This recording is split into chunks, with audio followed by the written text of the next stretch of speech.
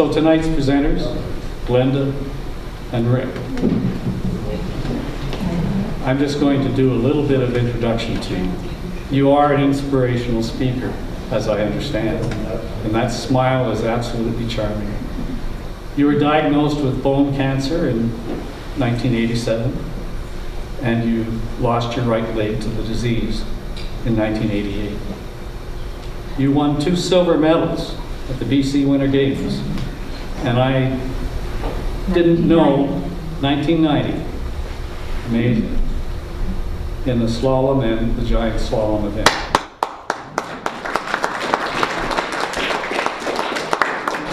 You were Chilliwack's Women of the Year in 2003.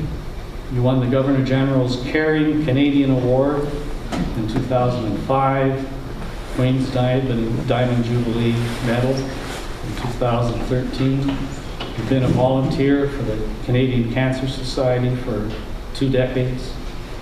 And you facilitate a living with cancer support group.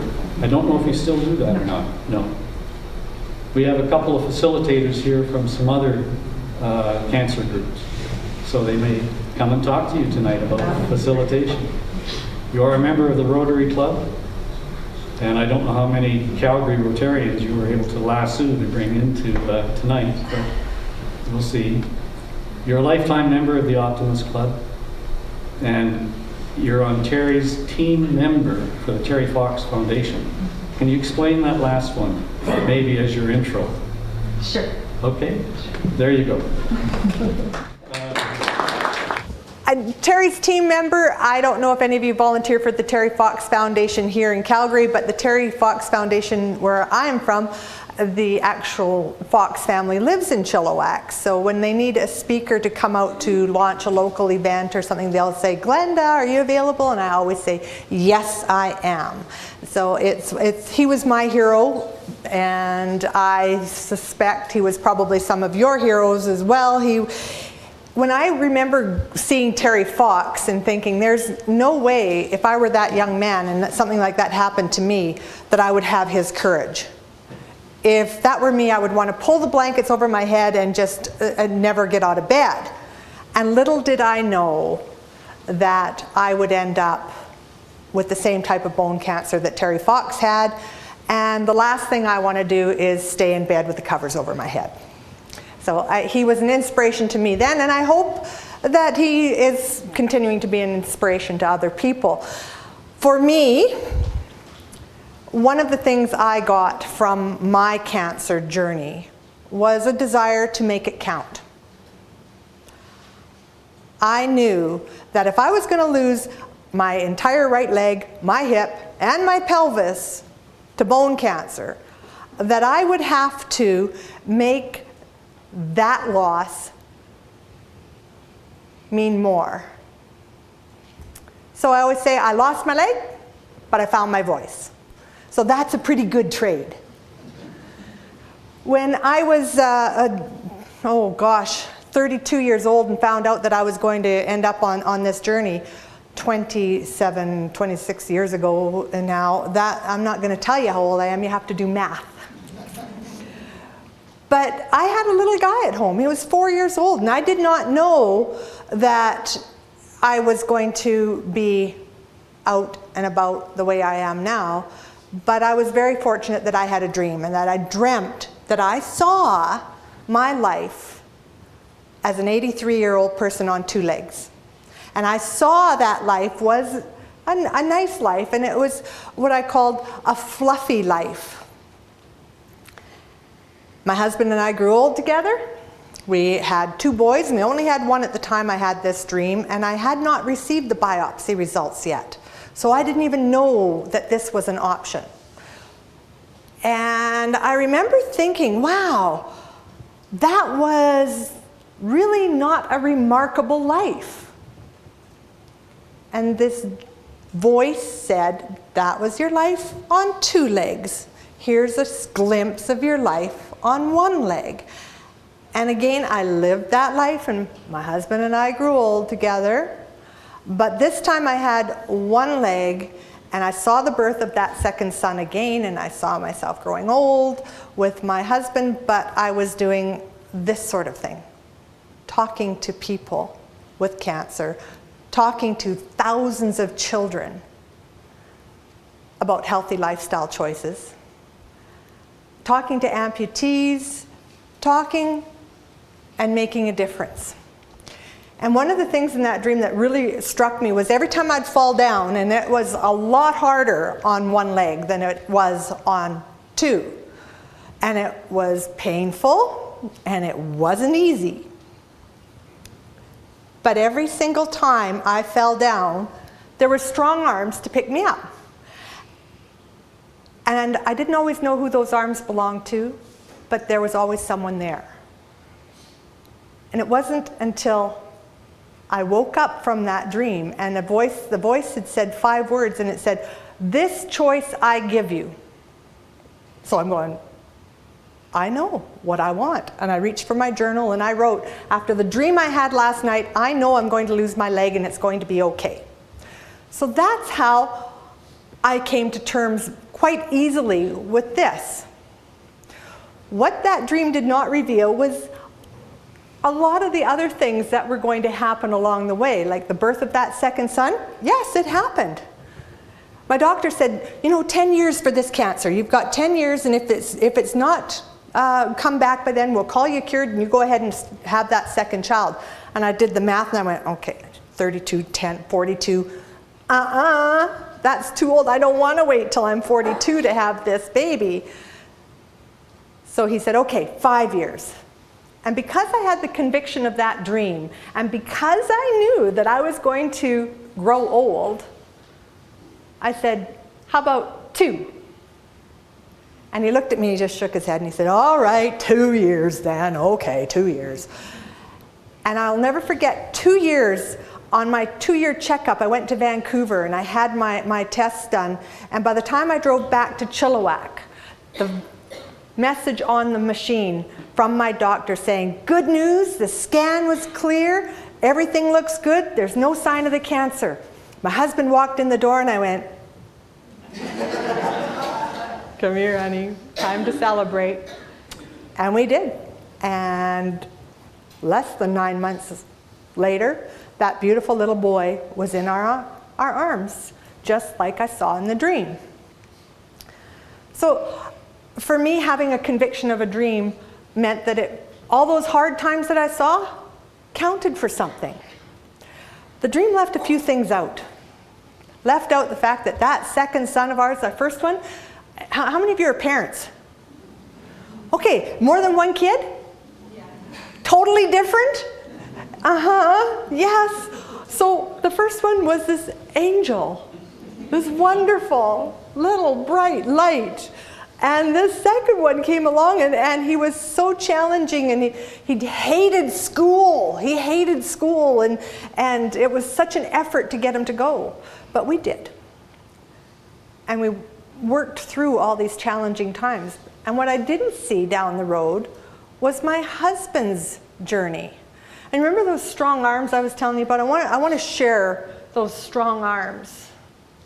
Because at the mall one day, I was still trying to figure out if I could work an artificial leg, and they're stupid. When you have an amputation as high as me, the prosthesis comes up under here, and there's 3 buckles, and you have to tighten them all up, and they're dead weight, and it's 20 pounds that you're lugging around and trying to walk with it, and it's really, really hard. But I wanted to look normal. So I tried. And one day at the mall, I'm using the stroller as a walker. My husband's got the little guy, and he's walking with him. And I've got an empty stroller using it as a walker. So I did 1 step, 2 step, and I'm thinking, hey, this is working pretty slick. I can do this. But an artificial leg doesn't feel. So imagine you're walking, and you put the foot of your artificial leg on the wheel of the buggy. Yeah, big whoops. I was ass over tea kettle flat out on that mall floor with my skirt and everything kind of askew, and it's not pretty. And I'm thinking, oh my gosh, I can't get up unless I swing my leg up over my head with this skirt on. This is not going to work. And it was that moment of panic where I'm going, how am I going to get out of this predicament, when those strong arms came up and just lifted me up out of my predicament. And I had a flashback to the dream, those strong arms that picked me up every time I fell. And I said, thank you, honey. And this strange man's voice went, you're welcome, sweetheart. I looked around, it's not my husband. He's across the mall, killing himself laughing with my son in his hands, and just thinking this is the funniest thing he's ever seen in his life. So learning how to laugh has been a real key to our journey. Now Rick, as you know, and why you're here, and I had another bump in the road. I figured this was good. Hey, we're good, right? This is good. We're done with any kind of more trauma in our family. Enough is enough. Well, it doesn't always work that way. Sometimes you get more than you bargain for. And chapter 1 in my book, you'll open it up and the words are, come on, honey, you gotta be able to pee harder than that. Does that sound familiar to anybody? My father had died of prostate cancer in 1993. And I had witnessed his journey and everything that he had done and experienced and learned from his journey. If you have kids, they're learning from your journey, whether you want them to or not. And I learned from my dad's journey. Don't wait till you're peeing blood to go to a doctor. That's not good. So when Rick started getting up more than he should during the night, that was another red flag for me. And I remember lying in bed that morning listening to him pee, and I'm going, Rick, come on, honey. Seriously, that's as hard as you can pee? And he went, would you just quit listening? You're making me nervous. And I thought, no, that's not nerves, that's something else. And I said, how many times did you get up last night to go pee? And he goes, I don't know, who's counting? I am. You got up 5 times last night, honey. 5 times to go pee. You're not getting enough rest. I'm not getting enough rest because I'm counting how many times you're going to the bathroom. You're going for your PSA. When my dad died, I knew that that was one thing we were adding to our budget, was that $40 a year to get a PSA test done, which is what it was back then. In 1993, Rick would have been 40 years old. That's too young, they say, to go get prostate awareness things done. 40 or 30, honey? 40. Do the math. And I think that that's really important, that you do go for a PSA. Maybe I'm not allowed. I'm sharing my story, my experience. I'm not giving medical advice. Is that okay, Stuart? Okay. But really, if it hadn't been for that annual PSA test, I don't know where we would be right now. He had been going for his annual PSA test, and at some point, I think when he turned 55, the doctor started covering his annual PSA tests as part of his medical procedure every year. And it had been normal. It had been good. You know that nice little 4.0 number? Well, it had been 0.8. Well within normal, right? Sure. But when he'd gone for his test after my little tirade there about getting up too many times and not being able to pee strong enough and make those bubbles in the toilet anymore, I went, okay, what are the numbers now? And bless his doctor for being on top of her game, because she looked at his numbers from that test and the year before and went, 1.6. It had doubled. And you know what that means. Yeah, you're nodding your heads. You know what that means. Anytime a number doubles, it's not good. It's not good. She knew to send him to a urologist. And in the doctor's office, we're sitting there, and I remember thinking, this is just surreal to think that here we are, maybe with something wrong. But 1.6, those are still pretty good numbers. I was optimistic. And the surgeon was too, and he goes, the urologist says, oh, you know what, with numbers that low, chances are 35%, it's nothing. And I went, 35%? If you gave me a 35% chance of winning the lottery, guess who's buying a ticket? I am. So he said, oh, well, if you want, I'll do a biopsy. Heck yeah. Poor Rick, I'm sure he almost felt railroaded by me, because I'm going, I am not going to let prostate cancer take another good man too soon. I want that biopsy. Sorry, honey, I know it wasn't a pleasant experience, but bless him for going along with it, because they did a 10-needle biopsy, and sure enough, 2 of those samples came back a 6 and a 7 on the Gleason scale. And I'm assuming that I'm speaking to the choir here, and you all know what a Gleason scale is, because a 6 and a 7, it's not really good and it's not really bad, but it's there, and I wasn't happy. So we got those results. The doctor phoned and said, can you come into the office tomorrow? Well, it's Friday. It's December 23rd. And I'm thinking, there's no way this could be good. If she's calling us in on her day off, before Christmas, and I went, nah, that would just be mean to tell us bad news, because I got my diagnosis on December 22nd.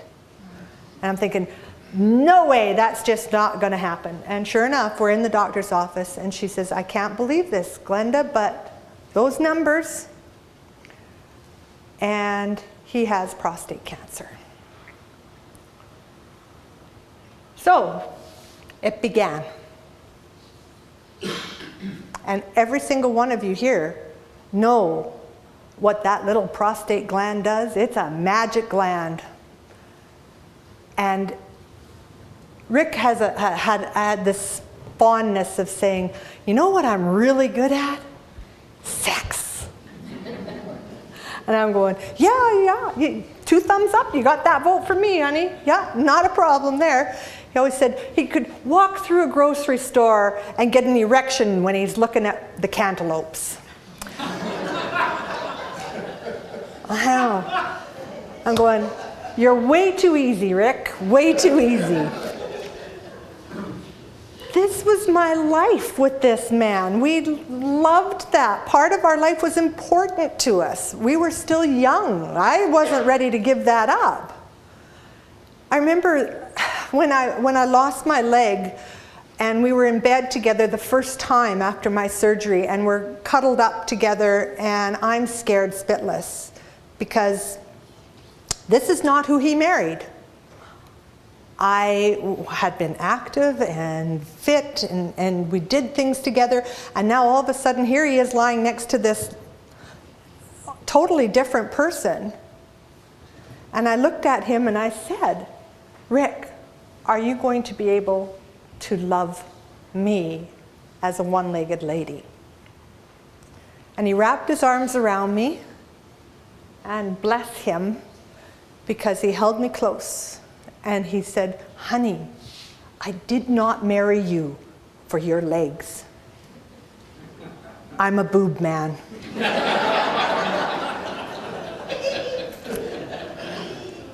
He is the king of romance. He really is. But it's got me to laughing, and it made me realize that we were going to be okay as long as we could laugh together, as long as we could talk together. I talked to a prostate group in Chilliwack, actually, and one of my questions to them was, how many of you men have kissed your wives today? So I'm going to ask it here. How many of you men have kissed your wives today? Not every hand's gone up. How many of you women like kissing? You know what? Every single hand usually goes up. And that's the thing, guys, is we don't need the grand finale all the time. But we sure do like a little bit of loving and a little bit of touching and a little bit of back scratching now and then and just connection. I was so sad for a long time after Rick's surgery, because it wasn't Rick anymore. He had a radical, nerve-sparing prostatectomy. And to me, I thought that meant that everything would be okay again, except he'd be shooting blanks and no mess, no fuss. I was 2 thumbs up on that. Go for this surgery, Ricky, yes, go, go, go. Nah, it doesn't work that way. Sometimes it takes 4 years after a surgery for those nerves to recover before a man can get an erection again. Sometimes they never do. I did not know that a man could have an orgasm without an erection. I was really, really surprised. I think Rick was more pleasantly surprised than I was, but it was a surprise because we didn't realize that. We didn't know to ask all these questions. I went, wow, who knew? I didn't know. But the doctor had told us, you gotta use it in order to get it back. And I was really, really, really happy when the doctor told me, and Glenda, it's not all up to you. Rick, you need to do some therapy yourself. Ta-da! And that's what was key to our recovery, was talking together about all these things. I was so lonely after his surgery because he didn't touch me anymore. He didn't kiss me. He didn't love me. I thought. He didn't cuddle anymore. And I remember thinking, I don't want this kind of a marriage. And then I remembered him saying about my leg, that he still loved me. He didn't marry me for my leg. And I went, did I marry him for his prostate? Oh no, how shallow can I be? It's got to be more to me than that. So we talked. And that was the key. For me to talk to him and say, Rick, this is what I need. Honey, I didn't have my prostate out. And you know what's really funny? Is I've actually had women come up to me and say, so where is my prostate anyway? It's true. And I go, well, how close do you sleep to your husband? But that's the kind of thing. I thought, wow, we really need to talk and get communication going and let people know about what the signs are, what to watch for, the types of surgery options, what they can expect. And Rick, after his prostatectomy, things were not quite what he expected. It was, how many of you had the catheter put in? Aren't they magnificent? You can drink a coffee in and coffee out, beer in, beer out. You don't have to get out of bed at night to go pee. Rick seriously loved his catheter. But all good things have to come to an end. So when that catheter came out, and we had not asked the right questions. We had a stack of literature at home about this big that we were supposed to read, and we didn't. And we should have. We learned things the hard way. And that's why we wrote that book. We said, okay, everything we learned the hard way, we're putting in here to make it easy for somebody else. That all they have to do is go, oh, here it is. Yeah, there we go. Penile rehabilitation. Yep, there it is. Oh, Kegel exercises. There they are. How many of you men know what a Kegel exercise is? If I were to ask that question in any other group, not a single hand would go up. Because you don't know Kegels. Ladies, how many of you know what a Kegel exercise is? How many of you are doing one right now?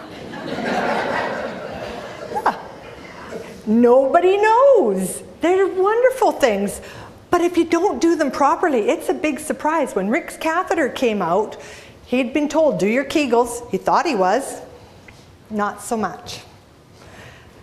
In the doctor's office, when that catheter came out, and our doctor is 32 years old, really cute, and he peed all over the floor. And he's looking at her like a deer in headlights going, what just happened? And she goes, don't worry, that's a normal response. It's just, you're numb down there. It's going to take a while for the feeling to come back. Whew, okay, so quick stop, get the Depends and all the undergarments and the pads and things. And he's thinking, okay, it'll be a day or two and this will be all cleared up. Not so much. I had a Rotary function to go to. And he said, I am not going, honey. I'm sorry, but you're on your own for this one. I'm staying home. I am not leaving the house like this. And he stood up to kiss me goodbye, and he wrapped his arms around me, and he whispered in my ear, and I'm waiting for him to say something sweet like, honey, you look beautiful. I'm sorry I can't come with you tonight. You know, have fun, behave. Instead, he whispers in my ear, honey, I'm peeing my pants right now.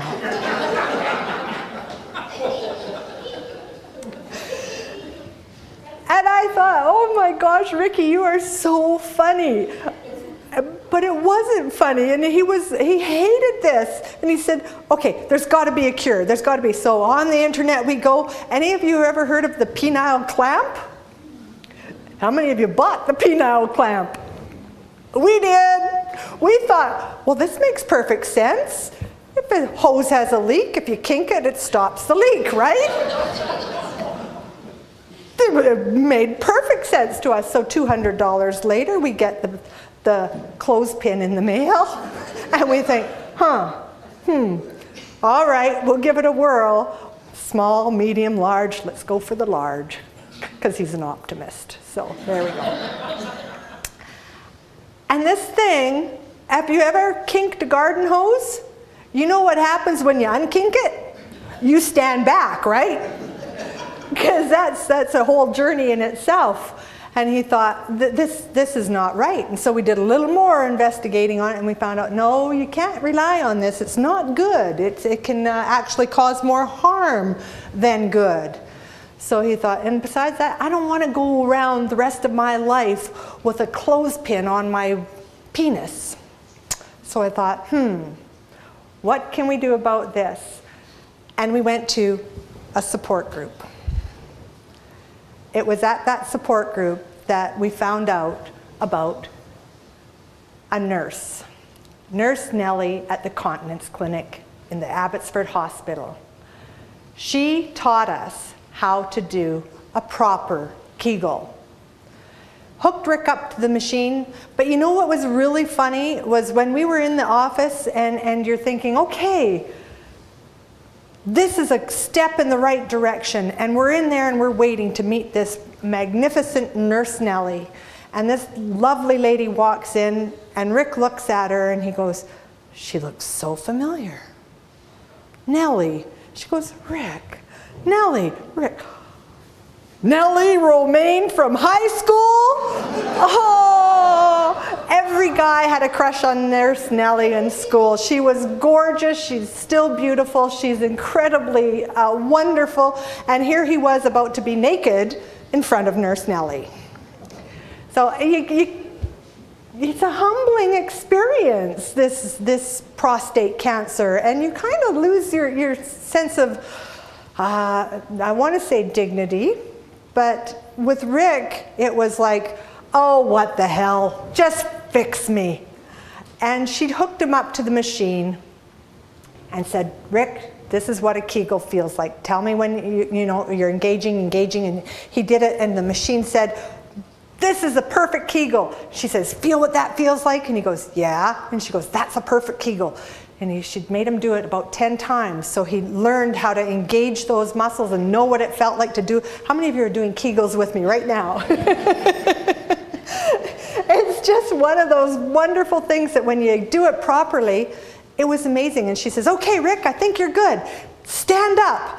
And he's having flashbacks to when he stood up in his doctor's office and peed all over the floor. And he's going, oh, please, God, just don't let me pee in front of Nurse Nellie.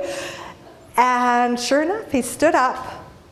And I don't know if it was fear or if the Kegel actually worked. Maybe a combination of both, because from that moment on, he never had to wear a Depends again. He was dry. And that was a huge step in his self-confidence and in his recovery. Just that little thing. I don't know if they have continence clinics here, do they? They're amazing. If you haven't been to see a Nurse Nellie, your Nurse Nellie, you have to go find a Nurse Nellie. I hope she's not as pretty as Rick's Nurse Nellie. But it is an amazing thing when you do an exercise right. And we put her directions in the book because we did want to make sure that other people knew how to do it. For us, it's been a real learning experience. And the talking and the communicating, and for him to know that I still loved him, but I still miss sex. And I said, honey, we owe it to the book. We owe it to the book. We got to try everything. We have to, exhaust all our options. And he's going, really? You sure? And I'm going, yeah, because he knew that one of those options was needle therapy. And I don't know if any of you have had needle therapy before or tried the needle therapy. Some of your eyes are widening, so yes, you have. The needle therapy is amazing. You just put the needle in the side and you inject the medication, and within 4 minutes you've got a wonderful hard-on. It's amazing how it works. But Rick is not a fan of needles.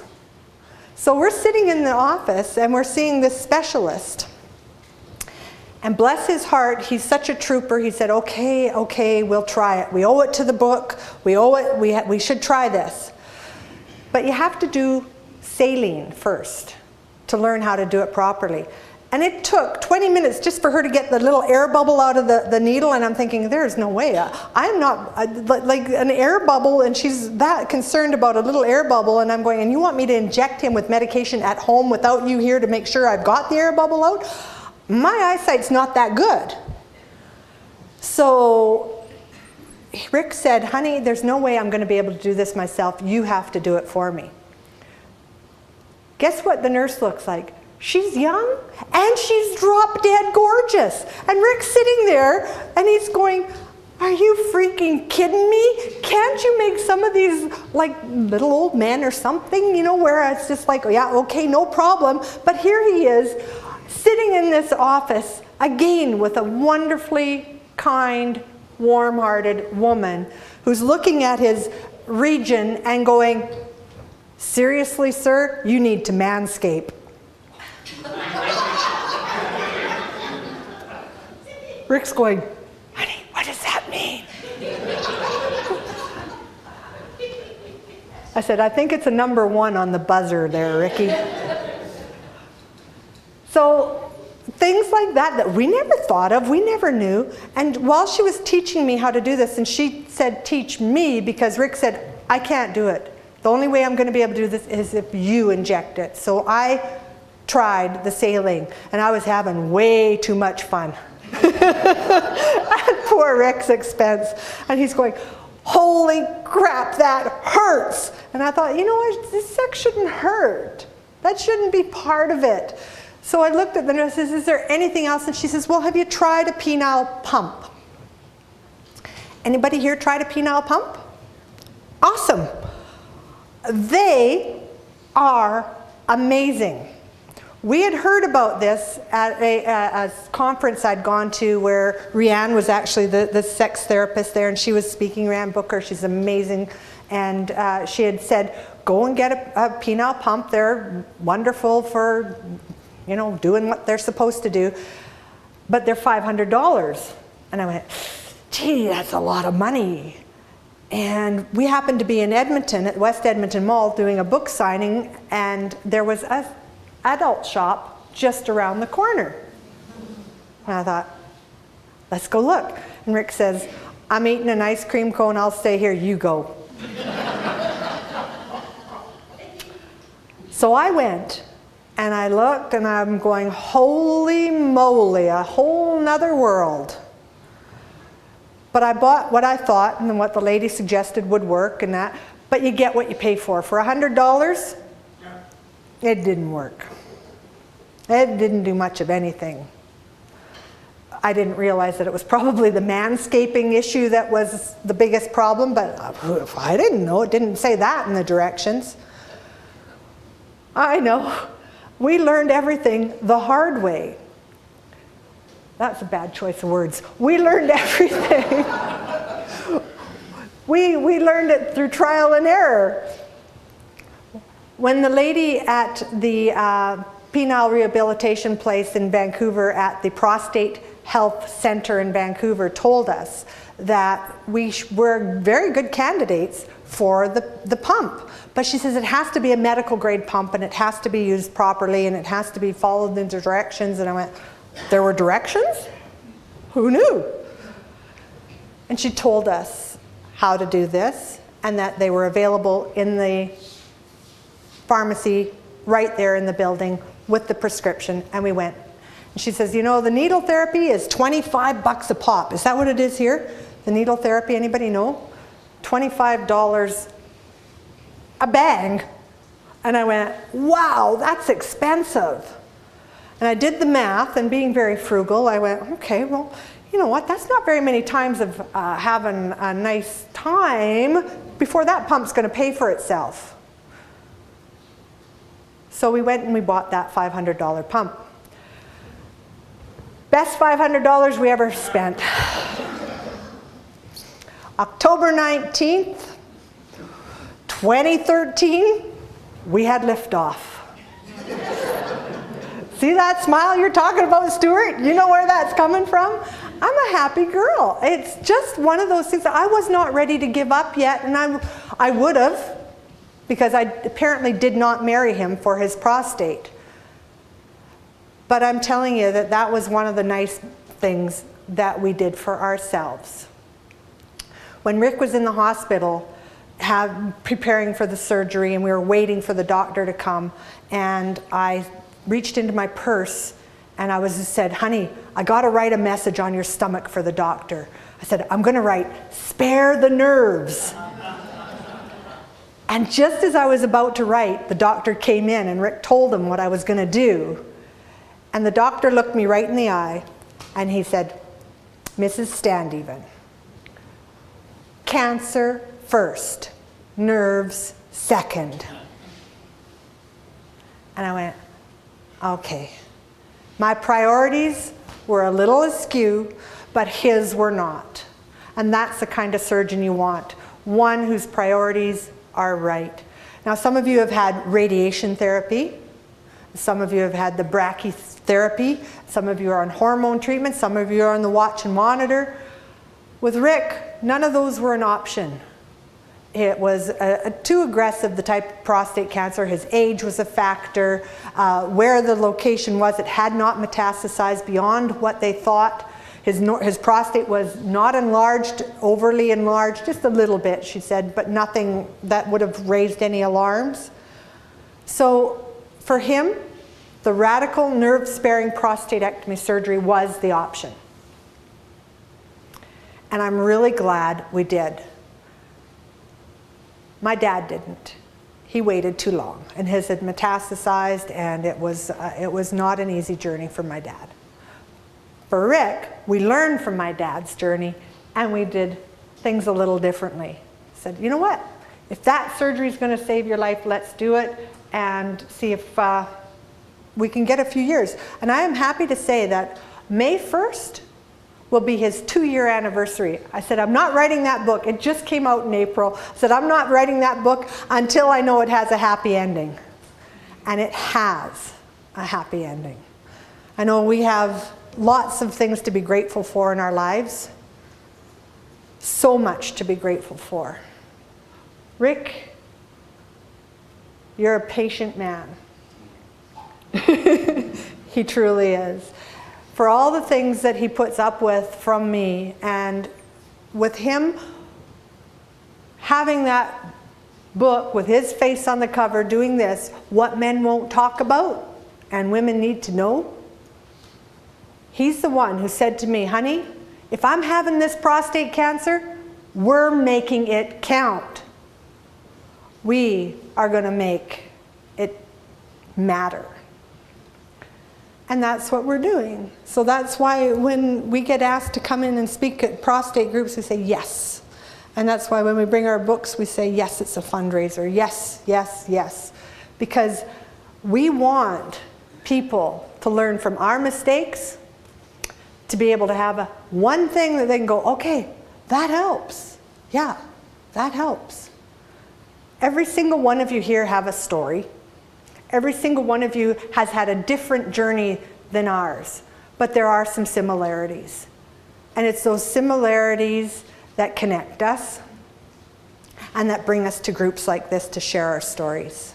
So I know that you have questions, and I know that you're going to want to talk to Rick about his liftoff. And he actually had one fella, and he must have been probably in his 80s or at least, come up and say that to him. He goes, so when can I expect to have an erection? And Rick said, I don't know, I'm not your doctor.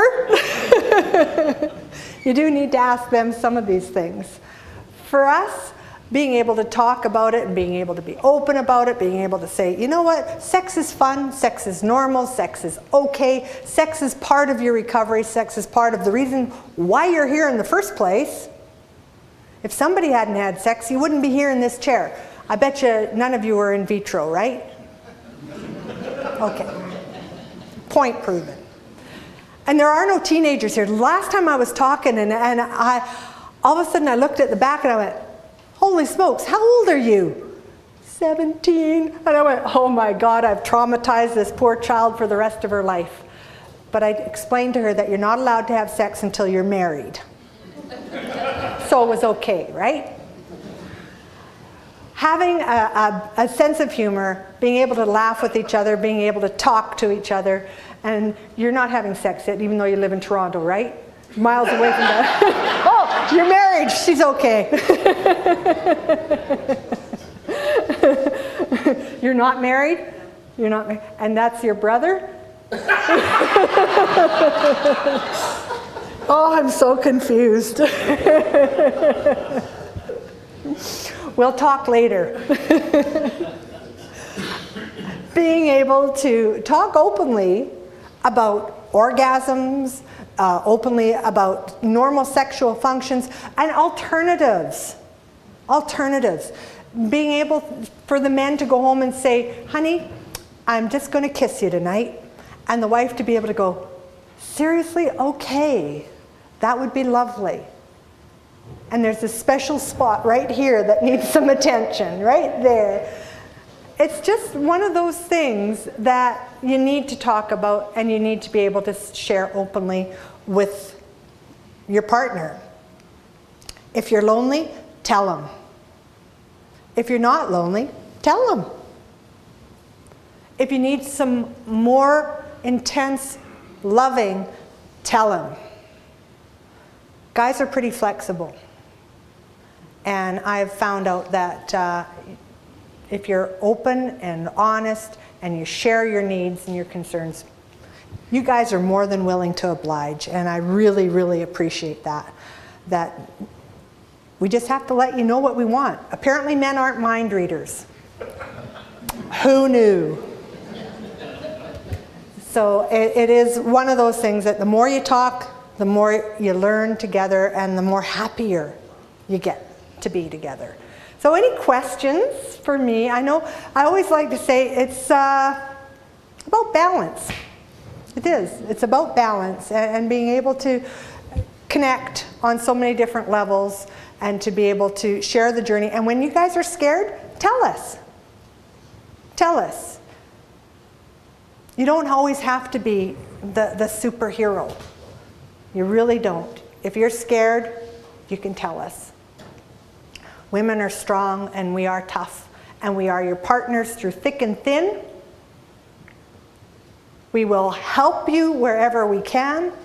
We'll love you until the day you die, and we hope that you will love us until the day that we die. And I think that's the most important thing to remember, is that we are all in this together, and we picked you for a reason. We want you to be with us to our old rockin' years, and how you rock is entirely up to you. Entirely up to you. There's so many different ways to do it, and I really, and I mean that seriously, there are so many different ways to love each other into our old age. So please, if you have questions, you can ask us. And if you want to buy books today for your sons, your brothers, your uncles, anyone like that, if you want to buy books to donate to the Cancer Center in memory of, in honor of, you can do that too. If you want to be entertained, you can buy my book, because you know what, I think there's a lot of funny things in life that happen, and being able to share the funny things is important. It's not always easy. None of us here have gotten off easy. We've had a lot of bumps and bruises along the way. So for me, the strength comes in sharing, and the strength comes in caring, sharing with each other. So please, any questions? I know you probably have some. Speaking of balance, Glenda, are you still ski racing? You know, I'm so glad you asked that, because I have a confession to make.